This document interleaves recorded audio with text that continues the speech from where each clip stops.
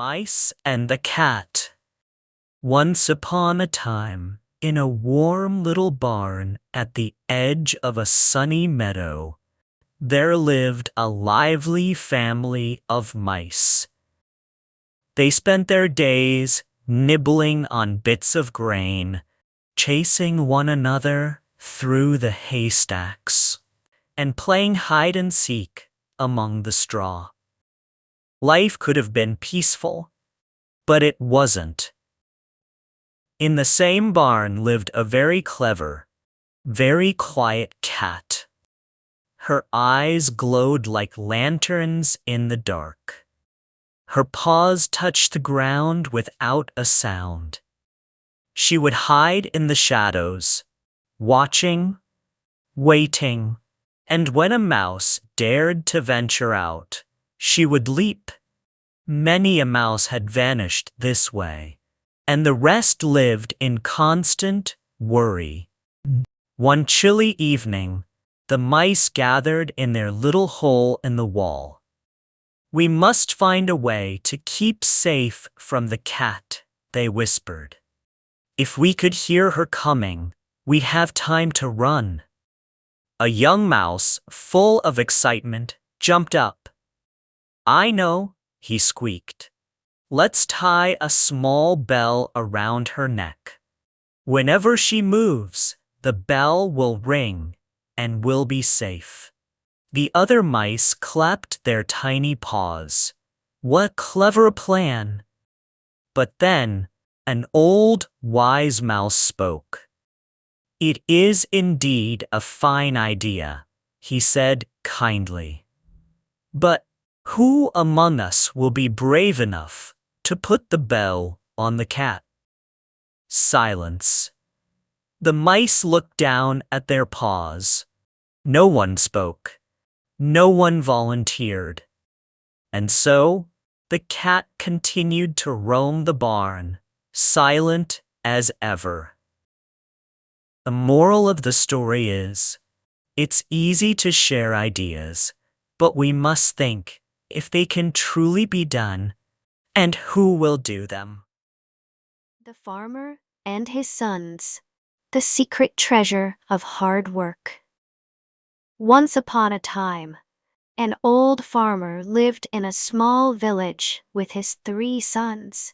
The farmer had worked hard all his life, sowing seeds, tending the soil, and growing healthy crops. But his sons were lazy. They preferred resting in the shade and dreaming of quick riches. One summer, the farmer became ill. He knew he might not have much time left, and he worried his sons would waste their lives. So one evening, he called them to his bed. "My dear sons," he said, "there is a treasure hidden somewhere in our fields. If you dig for it, you will find great riches." The next morning, the sons hurried to the fields. They dug deep into the soil, from one end to the other, turning it over completely. But they found no gold, no silver, only rich, soft earth. Tired and confused, they went back to their father. The old farmer smiled gently. "My sons," he said, "you have already done the hardest part, digging and loosening the soil. Now, take the seeds from the storehouse and sow them across the fields. Care for them well, and you will see what true treasure looks like." The sons followed their father's advice.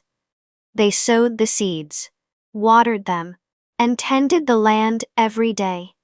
When the rains came, the fields turned green and alive.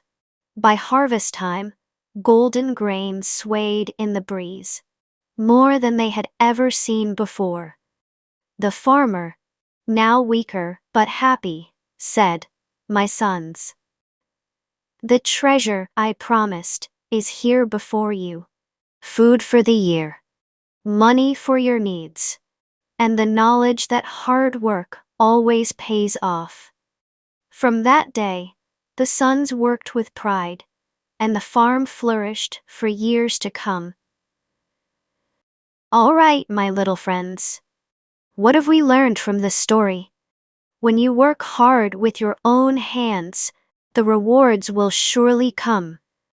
The more love and care you give, the more good things will grow in your life. The Miser and His Gold. Once upon a time, in a quiet little village, there lived a man who loved gold more than anything else. He was not mean, but he was very, very greedy. Every coin he owned, he buried under a big old tree. Each night, when the stars twinkled in the sky, the man would sneak to the tree. He dug up the earth, opened the hole, and counted his coins one by one. He never spent them. He only looked, smiled, and then hid them away again. One evening, a passerby watched him. The next day, when the miser was gone, the stranger dug up the hole and carried off all the gold. That night, the miser returned. He found the hole empty. His gold was gone. He cried out, "Oh no, my gold, my beautiful shiny gold." The villagers gathered to see what had happened. One kind old man asked, "But what did you ever do with your gold?" The miser sobbed, "I counted it, I touched it, I loved it." The old man shook his head gently and said, "Then you may as well have buried stones. Gold is meant to be used to buy food, to help friends, to bring joy. Treasure isn't treasure if it's never shared." The miser fell silent. For the first time, he understood. From that day on, he began to spend wisely, and little by little, he learned that kindness was the greatest treasure of all. What did we learn from this story?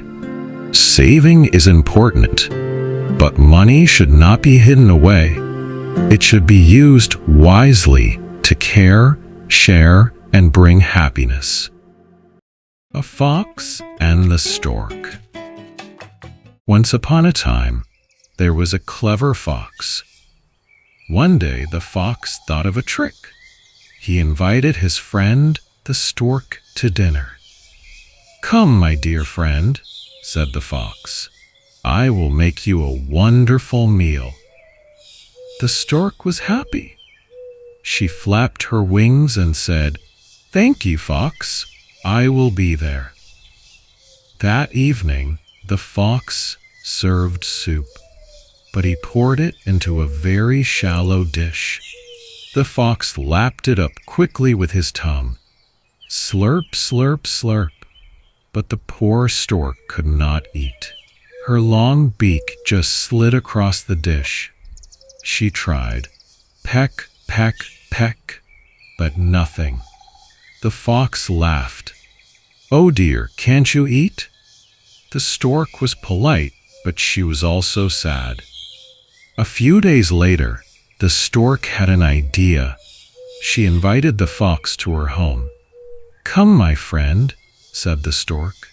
"This time, I will cook for you." The fox wagged his tail. "Wonderful! I cannot wait." When dinner time came, the stork brought out tall jars with long, narrow necks. She poured delicious soup inside. The stork dipped her long beak deep into the jar. Sip, sip, sip. She ate happily. But the fox could not reach inside. He pushed his nose in, but it was too short. He licked the outside, but that did not help. He went hungry. The fox lowered his head. He understood at last. The stork looked kindly at him and said, "Friend, if you play tricks on others, they may play tricks on you too." And so the fox learned a lesson that day. Treat others the way you want to be treated.